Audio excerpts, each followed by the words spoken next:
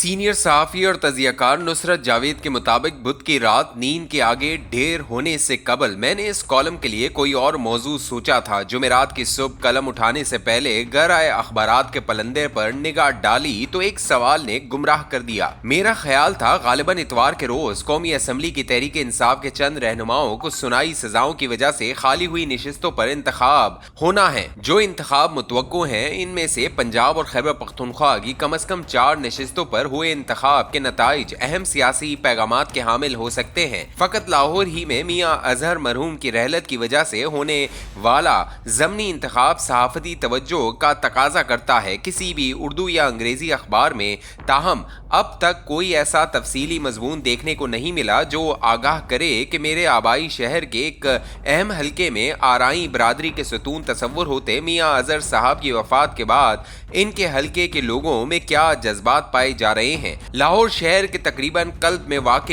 قومی اسمبلی کے ایک حلقے کے بارے میں صحافتی بے اعتنائی یہ سوچنے کو مجبور کر رہی ہے کہ فقط مذکورہ حلقے ہی میں نہیں بلکہ پنجاب کے علاوہ خیبر پختونخوا کے اکثریتی علاقوں میں بھی خلق خدا انتخابی عمل سے لا تعلق ہو چکی ہے۔ میرا مفروضہ درست ہے تو یہ ہماری ہائبرائڈ کہلاتی جمہوریت کے لیے اچھی خبر نہیں۔ کلیدی پیغام یہ دیتی ہے کہ خلق خدا کی اکثریت موجودہ حکومتی بندوبست میں خود کو شریک محسوس نہیں کر رہی۔ اس کی نظر میں یہ بندوبست فقط حکمران اشرافیہ کے مابین طاقت و اختیار کی تقسیم پر مبنی ہے۔ میرے اور آپ جیسے دہاڑی داروں اور سفید پوشوں کا اس سے کوئی لینا دینا نہیں۔ ضمنی انتخابات کے بارے میں ہماری جمہوریت کے ہائبرائڈ ہو جانے سے کئی برس قبل ہی یہ تاثر پھیل چکا تھا کہ انہیں عموماً برسر اقتدار جماعتوں کے نامزد کردہ افراد ہی جیت لیتے ہیں۔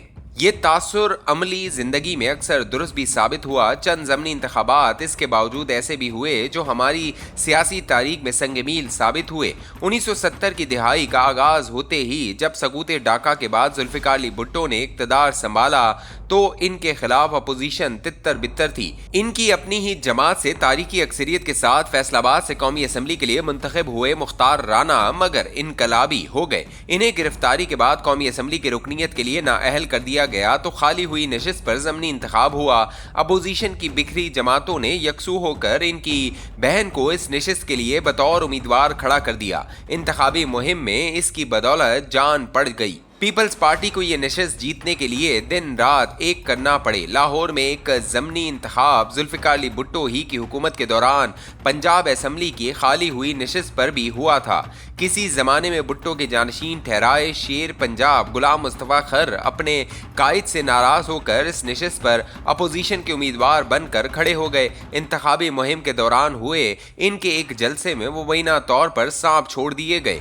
ان میں سے ایک سانپ کا سر مصطفیٰ خر نے اسٹیج پر کھڑے ہو کر اپنے ہاتھوں میں دبوچتے ہوئے ذوالفقار علی بھٹو کو تنبیہ پیغام دیا۔ اس پیغام کی حدت اتنی شدید تھی کہ بطور وزیر اعظم بھٹو صاحب کو اس کا اثر زائل کرنے کے لیے قوم سے براہ راست خطاب کرنا پڑا۔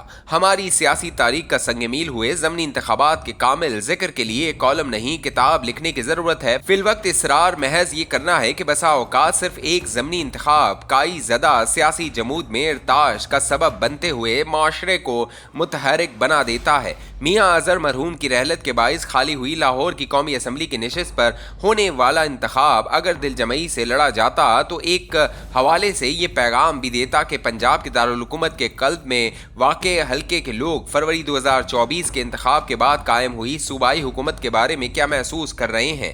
مذکورہ انتخاب کو ریفرینڈم کی صورت دینا اصولی طور پر تحریک انصاف کی ذمہ داری تھی۔ وہ اپوزیشن کی سب سے بڑی اور مقبول جماعت ہونے کے باوجود اس انتخاب میں خاطر خواہ دلچسپی لیتی نظر نہیں آ رہی۔ عاشقان عمران کی تمام تر توانائی ان دنوں سوشل میڈیا پر ان بکاؤ صحافی اور اینکر خواتین و حضرات کی ملازمت میں مصروف ہے جو ان کی دانش میں برطانوی جریدے میں چھپی جاتو ٹونے والی کہانی کو دہراتے ہوئے ان کے قائد کی باپردہ گھریلو خاتون کی کردار کشی میں مصروف ہیں۔ انہیں یہ گلہ بھی ہے کہ بانی تحریک انصاف کی بہنوں کے ساتھ اڈیالہ جیل کے باہر پولیس کی جانب سے اپنایا رویہ بھی نام نہاد آزاد اور اصول پسند صحافیوں کی توجہ حاصل نہیں کر پایا۔ سوشل میڈیا پر لعنت ملامت زمین پر سیاسی حرکیات کا متبادل ہو نہیں سکتی۔ تحریک انصاف کی قیادت اگر میاں اظہر مرحوم کی رحلت کی وجہ سے خالی ہوئی حلقے میں انتخابی مہم کے لیے متحرک ہو جاتی، सहाफी इसे नजरअंदाज कर देते तब भी जमीन पर काफी रौनक लगाई जा सकती थी। इस रौनक का भरपूर इज़हार सोशल मीडिया के तमाम प्लेटफॉर्मों पर भी होता और यूं सियासी जमूद पिघलता नजर आता। तहरीक इंसाफ के मकामी कारकुनों को हदफ मिल जाता तो वो पाकिस्तान के दीगर शहरों से अपने साथियों को भी इसी हलके में मुतहरिक होने को उकसा सकते थे।